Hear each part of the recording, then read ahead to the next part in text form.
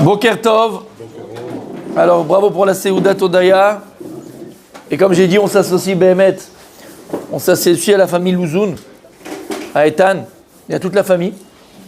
Pour ce miracle, Akadosh Baruch Hu, il a fait un miracle, pas juste un miracle, c'est un nes. Mamash un nes. C'est un miracle, il a raconté. C'est un miracle. Et comme on l'a dit, je l'ai dit tout à l'heure, Behemet, tu vois que la vie, elle tient à quelques centimètres. Et Akadosh Baruch Hu, Shomer Israël, pas juste Shomer Israël.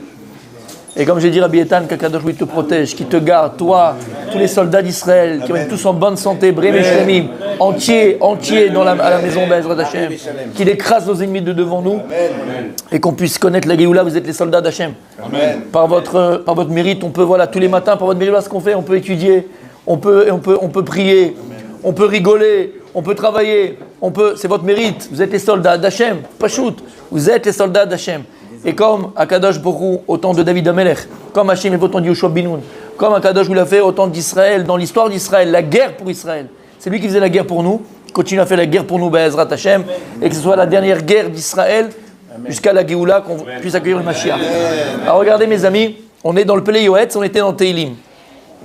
Et on a vu hier déjà l'importance, la puissance, la portée des Teilim, puisque d'abord c'est ce qu'on essaye de faire tous les jours.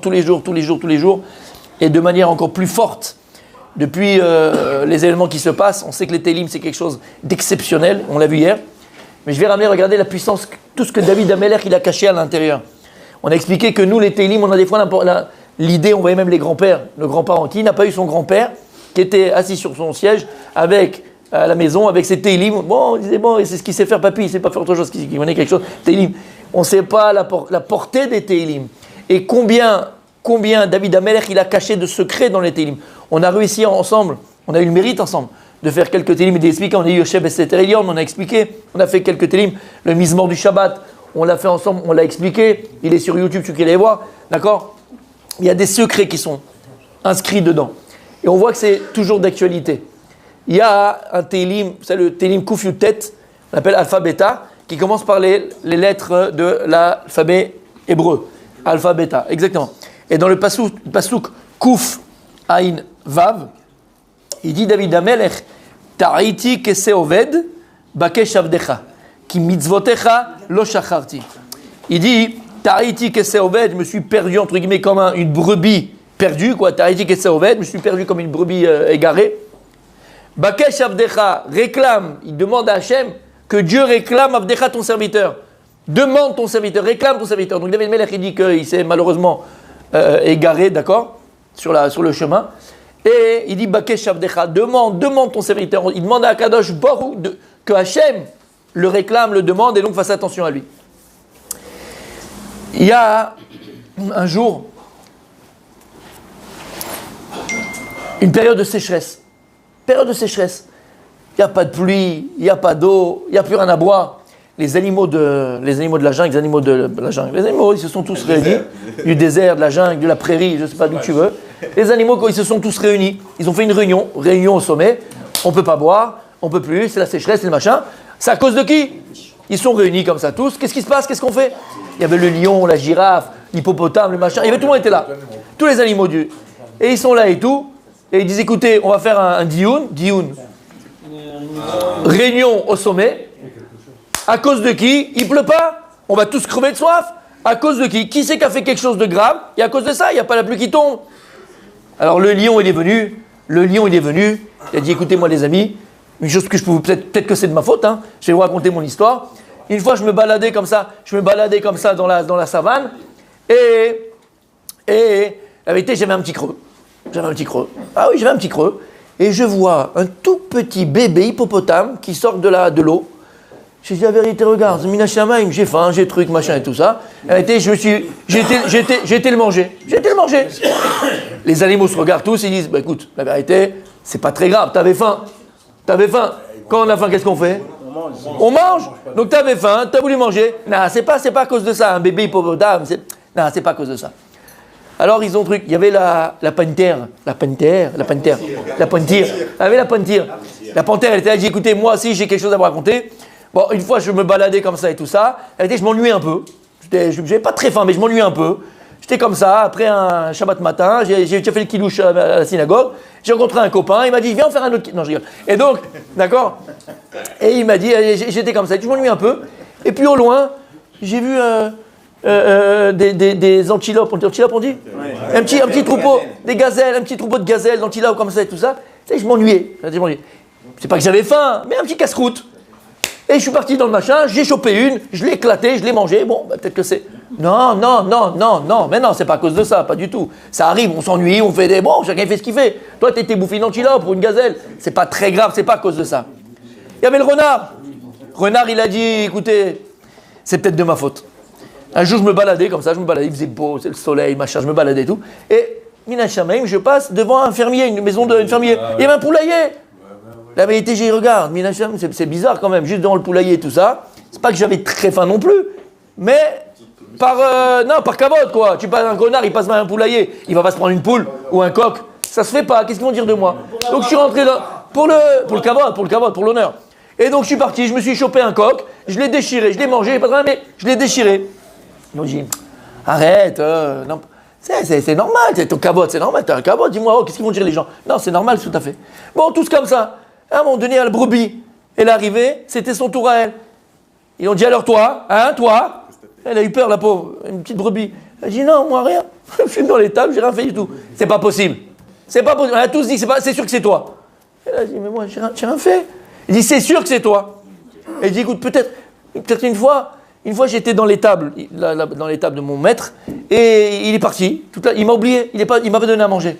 Et j'étais en train de crever de faim, j'allais mourir. Il a oublié de me donner à manger dans l'étable. Et en bas de la porte, j'ai vu un tout petit, il y avait la moitié d'une paille qui dépassait. Je me suis dit, bon, je vais essayer d'aller manger ce morceau de paille. Alors avec la pâte, j'ai essayé de le ramener, la paille, le morceau de paille. Et j'ai mangé ça, mais voilà, c'est tout ce que, voilà. C'est de ta faute. On fait pas une chose pareille. C'était pas à toi. Comment tu fais une chose pareille? Il t'a même pas permis ton maître et machin. Il commençait à, c'est ta faute. Il dit David Amelech, Am Israël, Ta'iti Keseoved. Am Israël est comparé à un C, Ben Shivim Zeevim. Am Israël est comparé à une brebis entourée de 70 loups, 70 nations. Am Israël, c'est la brebis. Alors les nations, elles, quand elles font ce qu'elles font. L'Amérique, quand elle est partie en Afghanistan, qu'est-ce qu'ils ont fait en Irak? Ils ont rasé des villes. Ils ont bombardé des hôpitaux. On le sait, d'accord? Qu'est-ce qu'ils ont dit? Ah non, c'est pas beau ce que tu vois, c'est pas bien ce que tu dis. Non, ils ont dit, on s'excuse. Venez, c'est passé.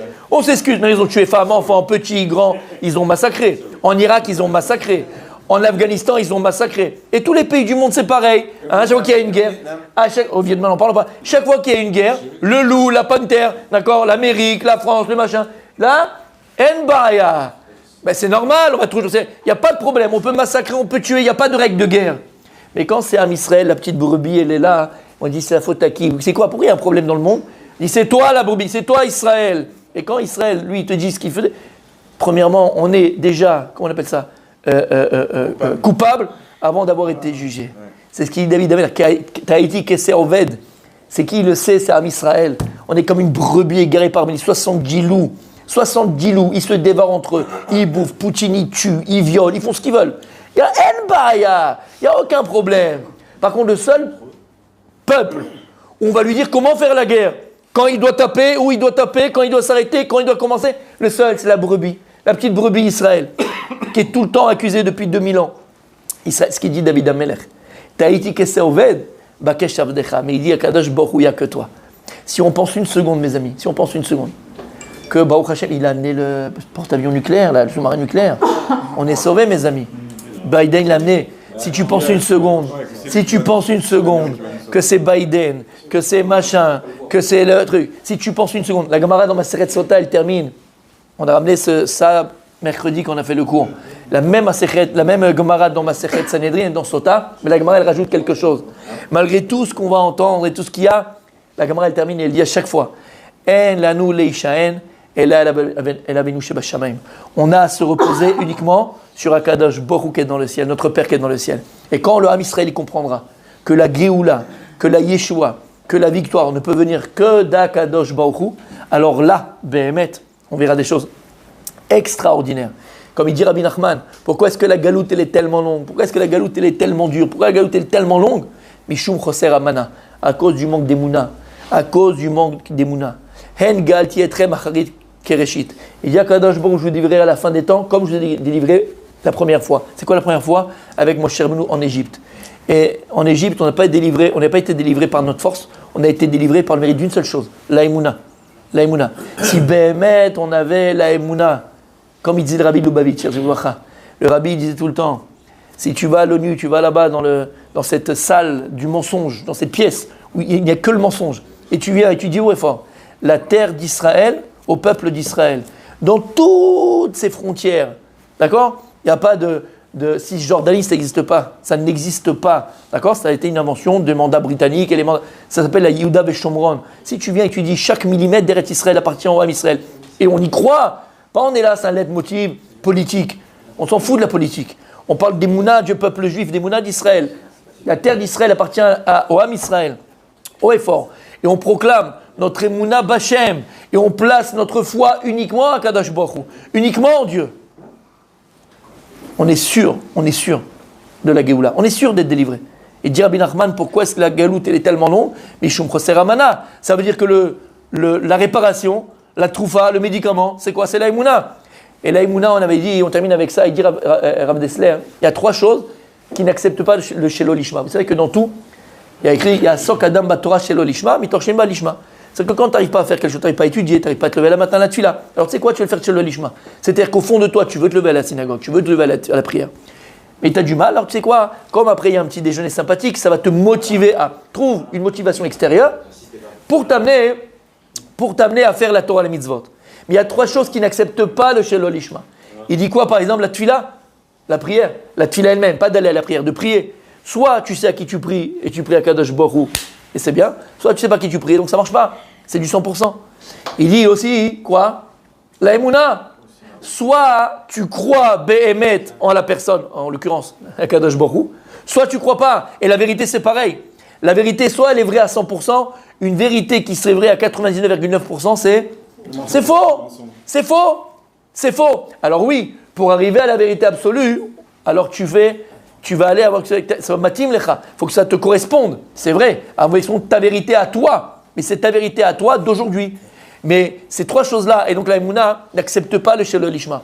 Soit je crois à 100%, soit je ne crois pas. Soit je suis sûr, certain, j'ai la foi inébranlable, qu'Akadosh Baruch Hu, Shomer Israël, et c'est Akadosh Baruch Hu Birvodo Be'atzmo, qui va nous délivrer de notre galoute, qui va nommer le Mashiach, et je crois Bebiato, et je crois à l'avenue du Mashiach. Afal Pishi Mamea, Achakelo, même s'il tarde à venir, Achakelo, Vadaï que je l'attends, Bechol Yom Sheyavo, Behemet, chaque instant j'attends l'avenue du Mashiach, chaque instant. Cette Emouna, il dit Rabbi Nachman, qui amènera la délivrance et qui amènera le Mashiach. Et c'est ça qu'il dit dans les Télim. Regarde ce qu'il a dit David Ameller dans les Télim, Taïti Keser Oved. Ne croyez pas, Akadosh nous a montré, Hachem nous a montré, on est revenu sur notre terre après 2000 ans d'exil. 2000 ans d'exil, c'est quelque chose. Et d'ailleurs, ce qu'on est en train de vivre aujourd'hui, d'accord, c'est un mea culpa. Ils le disent clairement. Je ne sais pas si vous avez un peu suivi les dernières années, pas les dernières années. Il y a des rapports par exemple, de l'Union européenne, d'accord? Vous pouvez vérifier, c'est sur Google, vous pouvez vérifier, c'est des trucs qui sont officiels, on va dire, d'accord? Et vous savez, dans les pays ou même dans les institutions, ils font des prévisions pour 2030, pour 2050, pour 2110, tu vois, ils se prennent pour Dieu. Et l'Union européenne, dans un des rapports, ils te disent qu'en 2030, l'État d'Israël n'existera pas. Et ça, c'est un rapport qui a été fait en 2015. Il n'existera pas. Tel qu'il est aujourd'hui, il n'existera pas. Soit c'est un État binational, soit ça sera autre. Mais l'État d'Israël, dans leur tête, et en fait, c'est quoi tout ça? Vous savez, c'est quoi? En fait, on termine avec ça, c'est un mea culpa. Pour eux, c'est un mea culpa. Pour eux, en 1948, lorsqu'ils ont partagé ce qu'ils appelaient la Palestine à l'époque, ils le regrettent. Ils le disent clairement. Ça a été une taout, ça a été une erreur. De Gaulle, il l'a dit clairement. D'accord? On a fait une erreur. On a fait une erreur. Voilà. On était sous le sentiment de la Shoah et ces choses-là. Quelle erreur on a fait? Ils le regrettent. C'est un mea culpa. Donc il faut comprendre que les nations aujourd'hui, ils ont un seul but, revenir en arrière. Et c'est pas une blague. C'est revenir en arrière. Bon, maintenant, ce qu'ils n'ont pas compris, c'est que Voilà, on a le général des généraux, le maître du monde avec nous, et que c'était des pantins entre les mains d'Akadosh Baruch Hu, et c'est la Rétzon Hashem, c'est la volonté d'Akadosh Baruch Hu qu'on vienne sur notre terre, reconstruire la nation d'Israël, pour accueillir le Mashiach, reconstruire le troisième temple. Ça c'est Vadaï, c'est certain. Donc, mais comprenez dans quel état d'esprit le monde il est. Dans quel état d'esprit le monde il est. C'est un mea culpa, on regrette.